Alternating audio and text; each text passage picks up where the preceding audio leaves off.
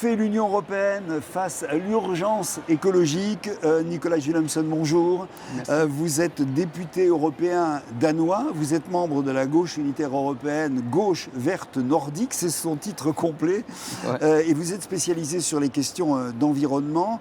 Les rapports à l'heure actuelle sur l'environnement sont presque quotidiens et sont tous alarmants. Le Parlement européen en parle au cours de cette session, puisqu'il y a 2 résolutions qui sont dans la seringue, comme on dit. Une qui porte sur ce qui va se passer à la COP21, qui débute le 2 décembre à Madrid. Et puis une autre qui concerne l'urgence climatique. On reviendra tout à l'heure là-dessus, sur ce que veut dire l'urgence climatique. Parlons disons peut-être tout de suite un mot sur cette COP25. Quel est l'enjeu de cette COP et qu'est-ce que l'Union européenne va y défendre, si elle va y défendre quelque chose? Donc on peut dire que l'Union européenne a signé l'accord de Paris. C'est bien. Souvent, on écoute qu'il y a des gens qui parlent et qu'on faut faire beaucoup pour le climat, mais ce qu'on manque, c'est d'action. Et je pense que pour ce débat et ce vote de demain à la COP 25, c'est est-ce que l'Union européenne va respecter les signatures de l'accord Paris? Et ça vous semble être, pour cette COP25, un enjeu fondamental de cette COP, de cette réunion de Madrid? Donc, ça veut dire que, pour moi, je pense que le plus important, c'est quel acte est-ce qu'on va faire maintenant? Parce qu'on peut parler de ce qu'on veut faire dans 20 ans, mais si on n'acte pas maintenant, on n'a pas une chance comme humanité de changer des choses. Ça veut dire qu'il y a des choses qui vont arriver que l'humanité ne peut pas peut faire rien. Et ça veut dire que pour moi, je pense que l'ambition pour réduire les émissions, c'est le plus important. Parce que si on n'a pas cette ambition, ça veut dire que quand on parle de nouvelle Green Deal, si on parle de loi climatique, si on parle de qu'est-ce qu'on va faire avec la CAP, toute la chambre de l'Union européenne, si on n'a pas une vraie ambition pour respecter l'accord de Paris, ça veut dire que tous les propos d'une nouvelle commission ne va pas respecter. Ça veut dire qu'on va avoir des luttes. C'est sûr, on va prendre les luttes et lutter, mais c'est vraiment difficile si on n'a pas de vraies ambitions. Vous venez de prononcer le mot de Green New Deal, c'est effectivement ce qu'a promis la nouvelle commissaire européenne Ursula von der Leyen, qu'est-ce que c'est une annonce, c'est un effet d'annonce ou réellement vous pensez que dans les 5 années qui vont venir, l'Union européenne va vraiment s'intéresser de manière concrète, comme vous le dites, de manière pratique, en prenant de vraies mesures, elle va s'intéresser aux problèmes climatiques. Comment vous voyez les choses aujourd'hui? Je pense que si on va arriver et faire ce que c'est nécessaire, il faut qu'on ait une Green Deal. Une nouvelle Green Deal, c'est nécessaire. Pourquoi? Pour avoir une transition qui est juste sociale, et qui arrive à ce que c'est nécessaire.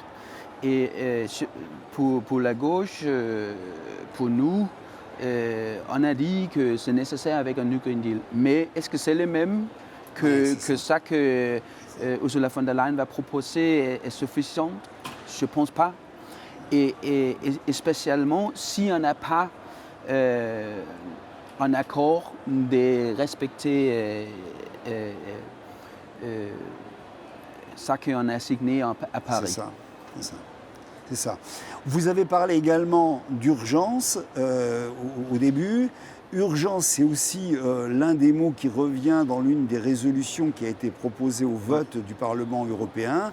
Le problème étant, il faut que l'augmentation de la température du climat soit contenue à l'heure actuelle, mais surtout, il faut que les mesures qui peuvent le permettre soient des mesures immédiates. C'est ça qui se cache, j'allais dire, autour de ce mot de urgence écologique. C'est-à-dire que c'est maintenant qu'il faut agir. Est-ce que le Parlement européen, tel que vous l'avez ressenti, notamment peut-être dans le débat lundi, vous semble apte à l'heure actuelle à tenir compte de cette urgence? Parce qu'on a entendu dans le débat beaucoup de députés qui disaient oui d'accord, climat, il faut prendre des mesures, etc. Mais enfin, il faut que chacun y aille à sa vitesse, etc. Or, c'est ce que vous dites vous, c'est ce que disent des écologistes aussi, c'est tout de suite qu'il faut faire quelque chose. Non, mais c'est obligatoire de faire des actions. Je pense que j'ai peur que si ça passe, beaucoup de monde va dire que c'est quelque chose qu'on a fait juste symbolique. Mais écoute, il y a une chance, c'est clair. Et c'est à cause de cela, c'est important qu'on passe cette vote. L'autre chose, c'est si on peut avoir une majorité ici qui dit qu'il y a une chance, la question climatique c'est le plus important. Ça veut dire dans tous les autres débats, on a ça. Le climat sera présent dans tous les débats. On peut dire oui. Voilà. Et pourquoi est-ce que c'est important? C'est parce que quand on parle de l'économie, règle d'or, l'Union européenne fait beaucoup